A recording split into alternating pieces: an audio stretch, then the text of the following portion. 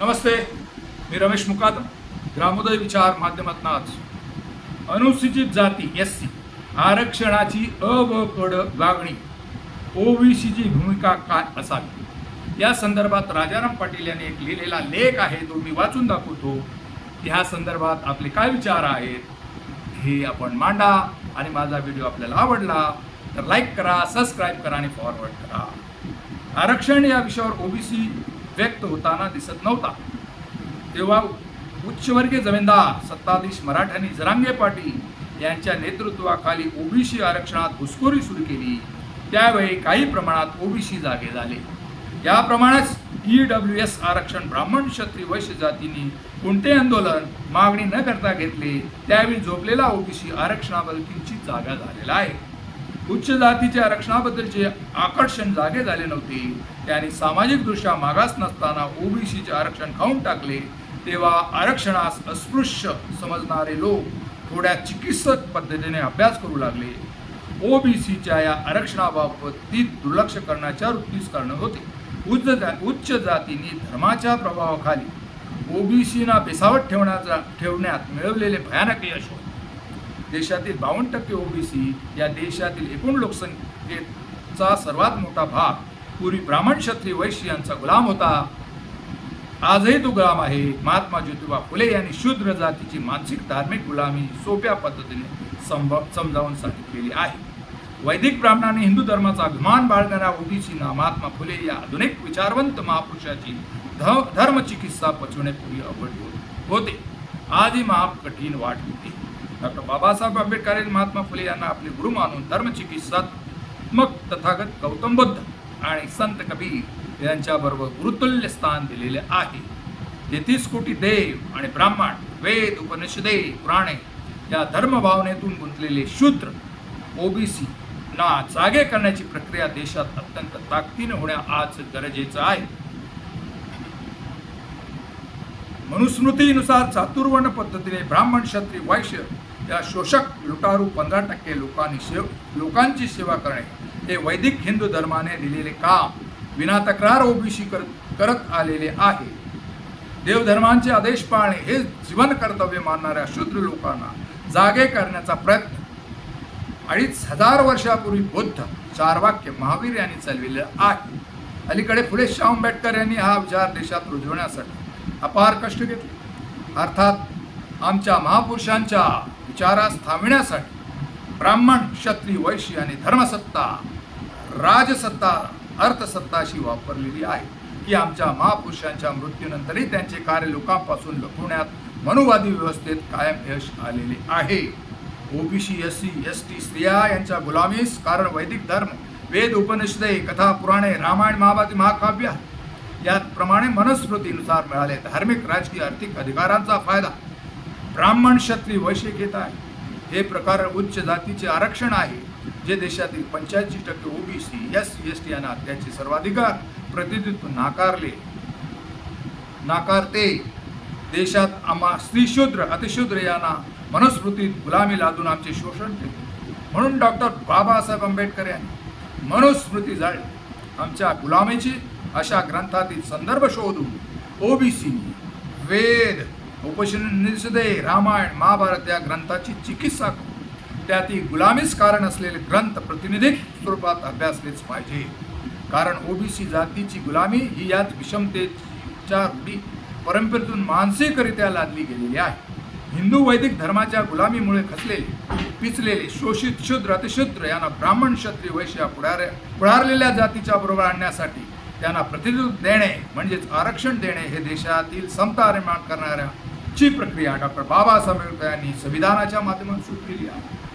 भारताच्या संविधानात सभेत ओबीसीसाठी डॉक्टर बाबासाहेब आंबेडकर यांना प्रचंड विरोध सामोरे जावे लागले. हा विरोध मुस्लिम ख्रिश्चन धर्माचा नव्हता, तर ओबीसीना प्रिय असलेला हिंदू, ब्राह्मण, क्षत्रिय, वैश्य, उच्चवर्गीयांचा होता. हा लेख जेव्हा तुम्ही तुमच्या फेसबुक, व्हॉट्सअप आणि कोणत्याही वृत्तपत्रात प्रसिद्ध करताल तेव्हा हे उच्चवर्गीय हिंदू त्याला विरोध करतील.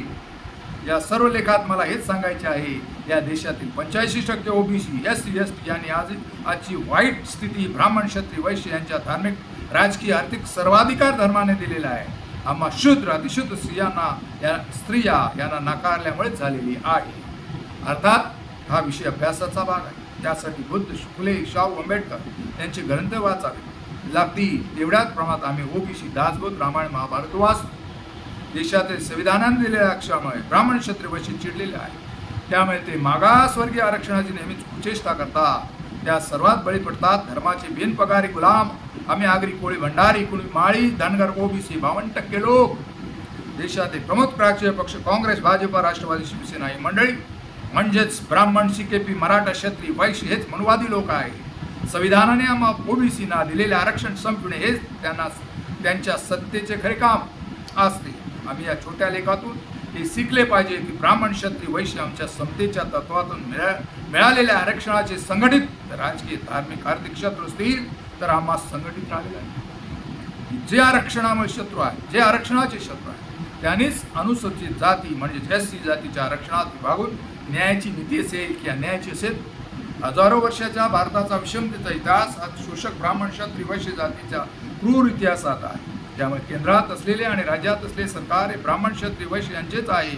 हे सत्तेतील प्रमुख नेत्यांच्या संख्येतूनच तुम्हाला कळत असेल. राष्ट्रीय स्वयंसेवक संघ भाजप हे मनुस्मृती समर्थक आणि आरक्षण विरोधक आहे. ओबीसीच्या आरक्षणाची मागणी अगोदर झाली आहे. आम्हाला तेव्हाही एक राहणे गरजेचे होते. तथापि गोष्ट समजून घेणारे नेतृत्व होते. आज एससी समूह तोडला गेला तर तो महाराष्ट्रातील आरक्षण विरोधी ब्राह्मण, मराठा, वैश्य या सरंजामी जातीसमोर लढणार कसा? आरक्षण म्हणजे केवळ नोकरी, शिक्षण आणि स्थानिक स्वराज्य संस्थांतील राजकीय आरक्षण नाही, तर देशातील एकूण 100% साधन संपत्ती यातील जमीन, पाणी, जंगल, उद्याने, खनिजे, समुद्र, आकाश, धर्म, मीडिया, उद्योग, प्रशासन, कला, चित्रपट यातील 85% म्हणजे शोषित ओबीसी, एससी, एसटी यांचा वाटा मिळेल. अन्याय करणारे, अत्याचार करणारे ब्राह्मण, क्षत्रिय, वैश्य संघटित गुन्हेगार म्हणून हजारो वर्षे एक होऊन विषमतेसाठी लढताय. तर भारतीय संविधानातील समता, लोकशाही यासाठी महात्मा ज्योतिबा फुले, क्रांतिमाई सावित्रीबाई फुले यांच्या श्रीशूद्र अतिशूद्र भारत डॉक्टर बाबासाहेब यांनी एक होऊन लढला पाहिजे. मला असे वाटते विचार तथागत बुद्ध, सम्राट अशोक, छत्रपती शिवराय, राजर्षी शाहू महाराज, लोकनेते दिबा पाटील या सर्वांचीच आहे. एक एससी आरक्षणात विभागणी आमच्या आरक्षणाची फूट पाडण्याची प्रक्रिया आहे. त्याप्रमाणे क्रिमी लेअर लावले ही आरक्षण संपवण्याची कृती आहे. उच्चवर्गीय ब्राह्मण, क्षत्रिय, वैश्य यांच्या विषमतेच्या विकृतीच्या भारतीय संविधानाच्या समतेनुसार पर्याय देणार राष्ट्रीय एकता आम्ही शोषित स्त्रिया, ओबीसी, एससी, एसटी यांनी एक होऊन निर्माण करायची आहे. याला आपला मूल्य, वेळ, पैसा, साधने नेतृत्व आपणास द्यावी ही नम्र विनंती आहे. राजाराम पाटील यांनी परखड विचार मांडलेले आहे आणि त्या विचाराचं प्रत्यक्ष आपल्याला आता जाणून येत आहे. कारण जातीय जनगणना करायचा विषय आणि जातीय जनगणना करून भारतीय जनता पार्टीने सांगितलं संसदेमध्ये, परंतु जातीय जनगणनेमध्ये ओबीसीचा कलम नाही. एससी, एसटीची जातीय जनगणना होते, त्याचप्रमाणे ओबीसीची जातीय जनगणना झाली तर ओबीसीसाठी असलेला मंडल कमिशन आणि त्यासाठी ज्या 27% आरक्षण लादलेलं आहे, जे उच्च न्यायालय ते आरक्षण कुठे स्थगिती देते. सामाजिक, राजकीय आणि आर्थिक मागासवर्गीय समाज ओबीसी आहे, मग त्याला निवडणुकीच्या माध्यमातून कुठेतरी रोखण्यात येत आहे. आरक्षणामध्ये वाद निर्माण होत आहे, जातीमध्ये वाद होत आहे. म्हणून जे राजाराम पाटील यांनी सांगितलेले विचार आता मागासवर्गीय असलेल्या लोकांनी जाणून घ्यावं, अभ्यासावा आणि त्या आपल्या राजकीय नेतृत्वाला त्याप्रमाणे संविधानाचं रक्षण करण्यास भाग पाडावं अशीच अपेक्षा आहे. या संदर्भात आपली भूमिका काय, कमेंट्स करा आणि माझा व्हिडिओ जर आवडला तर लाईक करा, सबस्क्राईब करा आणि फॉरवर्ड करा. जय हिंद, जय महाराष्ट्र, जय भारत.